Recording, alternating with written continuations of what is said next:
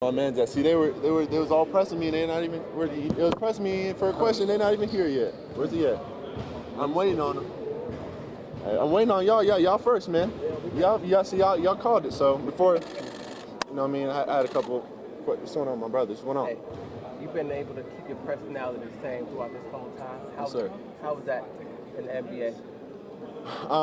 At times it's very tough. Sorry, I thought that was my phone. I mean, at times it's very tough. You know what I mean?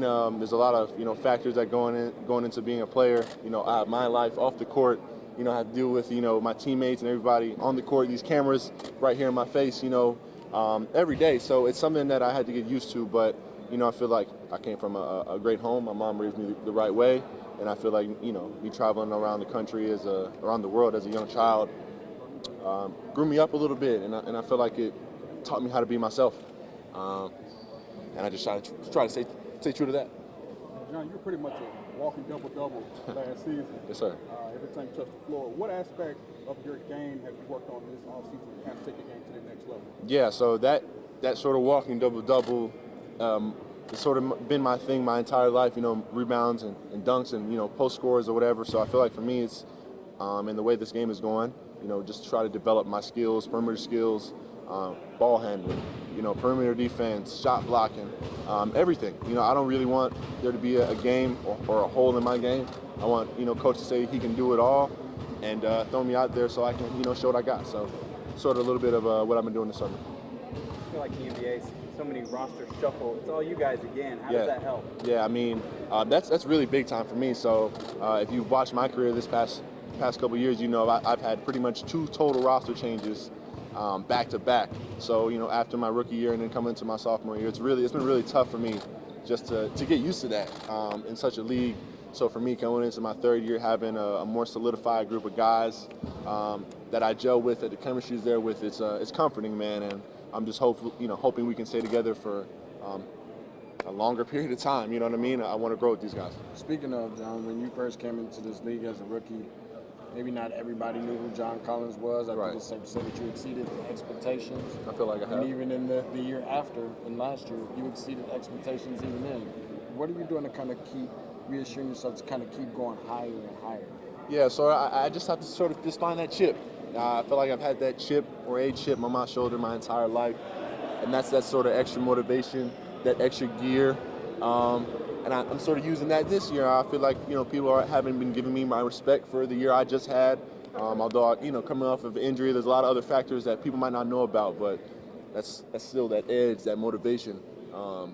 I use anything I can just to get up that morning and work harder. So it's about finding, waking up each morning and trying to find something to motivate myself with and push through with. How do you balance that motivation and as what it is for motivation, but also not getting sucked too far down the rabbit hole of caring about what people think about you? Right, and that's sort of that balance you have to take because everybody has an opinion and you really can't control what everybody's going to say.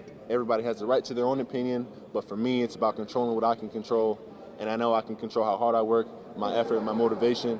So I feel like it's knowing that chip is there for motivation, and that chip is not necessarily there to prove anybody's point wrong or to prove anybody's whatever about whatever they're talking about. When it concerns me, it's about trying to use that for fuel, for motivation, so I can work harder. It's not really about trying to focus on the negative, trying to turn that negative into positive for me to go at work. You know what I mean? Yeah. What kind of standard did your class and Trae's class set for these rookies now and what they can accomplish with this team in Atlanta? No, I feel like we've set a huge standard. The players that have come out of these past 2 classes, I feel like have been very impressive. Definitely a lot of talent. So definitely laying out a nice carpet for the next group of guys. Dre, Bruno, Cam come in and start a nice foundation with us in the Hawks. And I feel like we've done a good job of, like I said, laying that foundation for the next group of guys to come in and fulfill their potential. What's your biggest goal for this season? Biggest goal for this season, I feel like it's just getting better for me. Last year was up and down. I was hurt, missed the first 15 games or so. So I feel like that was a big ruffle in my season. So a big thing for me is coming back healthy and being ready. So there's no specific, I would say, thing that I'm trying to get better. I'm just trying to see growth and improvement in myself, my game as a leader. That's probably the next biggest thing is seeing growth in that leadership position. How do you feel? How big is another year with Trae, and what did you get out of last year, and then talk a little bit about your training with Team USA? Oh yeah, so Team USA obviously out there with Trae as well. So had a chance to gel with him out there and get some great coaching tips from Coach Pop and those guys. So great summer experience. And then with Trae, I feel like our chemistry is it's like a 1-2 punch. You know what I mean? Like peanut butter and jelly. You see us on the court every day. You see how we interact. So I feel like we have a great bond. We have a great pairing with each other, and that's only going to get better. You're going to see a lot of maturity and growth from his decision making this year. So I think that's only going to pour out more into the court into great plays, and I feel like he's going to be a great floor general and leader for our team this year. Do you feel like this is the year you become a nationally known name? Sorry, say that part again. Do you feel like this is the year that you do become a nationally known name? I mean, I damn sure hope it is. I've been putting in a lot of work, so I'm not really rushing for it to be that year. I just know what I'm going to do on the court, and I feel like, if the media, if the fans, if the national media wants to recognize me as one of those household names, I feel like there's going to be numbers and play to back it. So I'm just ready to go. This team has created quite a bit of buzz, not only around the city, but also around the NBA. Yeah. What are the conversations like in the locker room, or do you guys ever feel any type of pressure, or what are you guys kind of hearing around the city of Atlanta to, I guess, as reassurance that, we're doing something right? Yeah, I feel like for all the returning guys, specifically myself, Kevin, Trae, Dre, DeAndre Bembry, in that sense, we all have, expectations. They saw what we did last year, and they want to see more. They want to see us do better. So I feel like, there is that pressure for us to get better and do more, fulfill our potential. But I feel like, on the other hand, we're confident what we can do because we know what we have done. We know the pieces that we've added. I know the work I put in, and I know the work that some of the other guys on our team have put in. So I feel like we're also confident that we've done enough to keep ourselves in the conversation. Now it's about going out there, being consistent, and making it work. Will this or will this not be a playoff team? I feel like we are a playoff team. Like I said, it's just a matter of putting it all together with any team. But I feel like we definitely have enough talent. The coaching is there.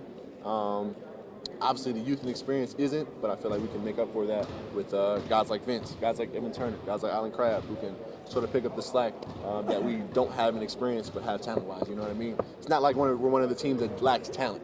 We have the talent. It's just about the years and the experience and putting that all together, which takes time. But I feel like we're at a great point right now where we need to be. So going forward. Historically, though, in this town at least, That's the Hawks. I get your next. The Hawks seem like something that happens after football season. What's your message to the fans? What will they be missing if they don't jump on board right away and get going with this? No, they're missing. In my opinion, the best show in Atlanta. I mean, obviously, I know we are in the South. This is, homegrown football. South is just a football region. I'm from Florida, went to school in North Carolina. I get it. But I feel like we've made enough noise, made enough buzz. Our owners, Tony is putting, his heart and soul into, making the Hawks one of the future franchises of the city. I feel like he's shown that with this thing right here, the Emory Sports Complex, the arena, what he's doing down there. And I feel like it's our job to do what we need to do on the court to bring those fans out. And I feel like we have. So I feel like, as soon as we start winning and taking care of what we need to take care of, I feel like the fans will be right where they need to be. But like I said, it's a process. That takes time. So I know we got to prove it to them first, and I feel like we've done a good job of that. So, John, you guys tie the lead in the most newcomers with only 6 guys from last year returning. What kind of opportunity do you feel like that presents to you guys as a whole? I mean, I think it just shows you where we're at as an organization. We want to stockpile young talent, and I feel like we have a lot of young talent right now. Looking to get more. I mean, who doesn't want more young talent? So I feel like I said before, the other younger guys who have been here have laid a nice foundation, and I feel like our higher-ups in our front office have seen that, and we want to bring other young talent, other young good guys in here to fill in those footsteps. So it's going to be good, and I'm ready for it. I'm ready to see those guys flourish.